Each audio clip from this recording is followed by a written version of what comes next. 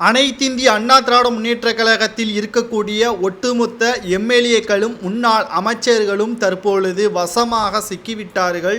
கூவத்தூரில் நடைபெற்ற மிக மோசமான நடவடிக்கைகள் பற்றியான அனைத்து ஆதாரங்களையும் ஏற்கனவே சேலம் தெற்கு மாவட்ட செயலாளர் ஏவி ராஜு அவர்கள் கூறவுள்ளதாக தெரிவித்திருந்த நிலையில் நாளை காலை நீதிமன்றத்தில் அனைத்தையும் ஆதாரங்களுடன் சமர்ப்பிக்க உள்ளதாகவும் இதில் பல எம்எல்ஏக்களின் குடும்பங்கள் தற்பொழுது மிகப்பெரிய அதிர்ச்சி அடையும் என்றும் தற்பொழுது ஆதாரத்துடன் கூறியுள்ளார் ஏவி ராஜு அவர்கள்.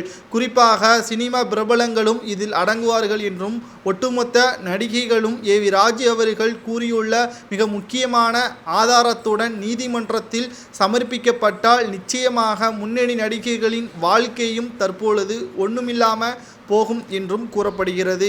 இந்த நிலையில்தான் ஏவி ராஜு அவர்கள் சமீபத்தில் 1500க்கும் மேற்பட்ட அதிமுகவின் நிர்வாகிகளுடன் பன்னீர்செல்வம் அணியில் இணைந்ததும் குறிப்பிடத்தக்கது. மிகப்பெரிய ஆளுமையை கொண்ட ஏவி ராஜு அவர்கள் சேலத்தில் எடப்பாடி பழனிசாமியின் தீவிர விசுவாசியாக இருந்து வந்தார். கடைசி நேரத்தில் எடப்பாடி பழனிசாமி அவர்கள் செய்த நம்பிக்கை துரோகத்தின் காரணமாக அப்படியே அந்தர்பல்டி அடித்திருக்கிறார் என்றும் நாம் இதன் மூலமாக பார்க்கலாம். காரணம் 25 லட்சம் எடப்பாடி பழனிசாமி அவர்கள் என்னிடம் மோசடி செய்துவிட்டதாகவும் கட்சிக்காக அயராத உழைத்தும் எடப்பாடி பழனிசாமிக்கு ஆதரவுகளை தேடி தந்தும் கடைசி நேரத்தில் எடப்பாடி பழனிசாமி நம்பிக்கை துரோகம் செய்ததன் காரணமாகத்தான் தற்பொழுது அனைத்து உண்மைகளையும் கூறுகிறேன் என்றும் கூறியுள்ளார். ஏற்கனவே இவர் அதிமுகவிலிருந்து எடப்பாடி பழனிசாமி அவர்கள் ஒழுங்கு நடவடிக்கை என்ற முறையில் கட்சியிலிருந்து என்னை நீக்கிவிட்டாலும் அதற்கான தண்டனையை எடப்பாடி பழனிசாமி நிச்சயமாக அணிவிப்பார் என்றும் அவரது பொதுச் செயலாளர் பதவிக்கு வந்ததும் முன்னாள் முதல்வராக இருந்ததும் அனைத்துமே கபட நாடகம்தான் என்றும் கிட்டத்தட்ட கூவத்தூரில் அனைத்து ஏற்பாடுகளையும் மறைமுகமாக எடப்பாடி பழனிசாமி செய்தார். பன்னீர்செல்வம் அவர்கள் முதல்வர் பதவி வகிக்கும் பொழுது அதனை தட்டி பறிக்கக்கூடிய ரகசியமான வேலைகளையும் எடப்பாடி பழனிசாமி செய்தார் என்பதும் குறிப்பிடத்தக்கது. மேலும் பன்னீர்செல்வம் அவர்களிடம் இருந்து சசிகலா அவர்களால் நேரடியாக நீங்கள் பன்னீர்செல்வம் அவர்களிடம் முதல்வர் பதவியை பறிக்காமல் இருந்தால் நீங்கள் சிறைக்கு செல்லக்கூடிய சூழ்நிலை ஏற்பட்டால் ஒட்டுமொத்த அதிமுகவையும் தன் வசப்படுத்தி விடுவான் ஓபிஎஸ் என்று கூறி அவரிடம் இருந்து ஓபிஎஸ் அவர்களிடம் இருந்து ராஜினாமா கடிதத்தை பெற்று கூவத்தூரில் எம்எல்ஏக்கள் முன்பாக எடப்பாடி பழனிசாமி அவர்கள் சசிகலா அவர்களின் காலை பிடித்ததும் நாம் மறந்திருக்க மாட்டோம். அதற்கு பிறகு பன்னீர்செல்வம் அவர்கள் புரட்சித் தலைவி ஜெயலலிதா அவர்களின் சமாதிக்கு சென்று உண்ணாவிரதமும் ஏற்படுத்தினார்.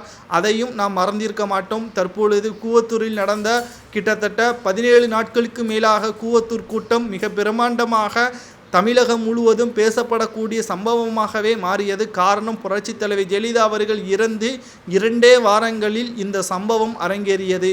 3 பக்கமும் நீரால் சூழப்பட்ட கூவத்தூர் லாட்ஜில் என்ன நடந்தது என்ற ஒட்டுமொத்த ஆதாரத்துடன் ஏவி ராஜு அவர்கள் நீதிமன்றத்தில் சமர்ப்பிக்க உள்ளதாகவும் இதனால் அனைத்து எம்எல்ஏக்கள் மற்றும் முன்னாள் அமைச்சர்களின் வாழ்க்கையும் அரசியல் வாழ்க்கையும் முடிவுக்கு வரும் என்றும் கூறப்படுகிறது. இந்த நிலையில்தான் ஏவி ராஜு அவர்கள் நாளை காலை நீதிமன்றத்தில் ஆஜராக உள்ளதாகவும் ஆதாரங்கள் அனைத்தும் தற்பொழுது பாதுகாப்பாக வைக்கப்பட்டிருப்பதாகவும் பன்னீர்செல்வம் அவர்களை கட்சியிலிருந்து நீக்கியதும் என்னை கட்சியிலிருந்து நீக்கியதும் எடப்பாடி பழனிசாமி அவர்கள் செய்தது தவறு என்றும் முறையீடாக எடப்பாடி பழனிசாமி அதிமுகவின் பொதுச் செயலாளராக பதவி வகித்து வருகிறார் என்றும் அனைத்து குற்றச்சாட்டுகளையும் தற்பொழுது பன்னீர்செல்வம் அவர்களுக்கு ஆதரவாகவும் எடப்பாடி பழனிசாமிக்கு எதிராகவும் தற்பொழுது முன்வைத்திருக்கிறார்.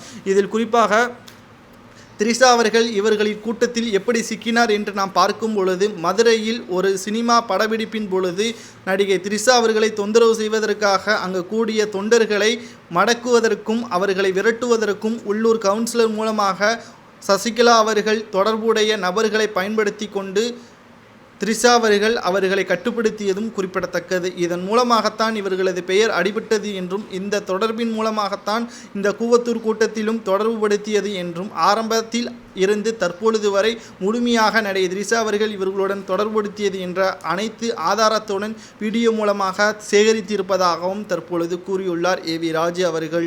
சசிகலா அவர்கள் கூவத்தூரில் இருந்து வெளியேற்ற பொழுதும் அவர் சிறைக்கு செல்லும் பொழுதும் அனைத்து விதமான நடவடிக்கைகளை எடப்பாடி பழனிசாமி தான் பொறுப்பு வகித்தார் என்றும் அனைத்திற்கும் காரணம் எடப்பாடி தான் என்றும் அதை எடப்பாடியும் மறக்க முடியாது.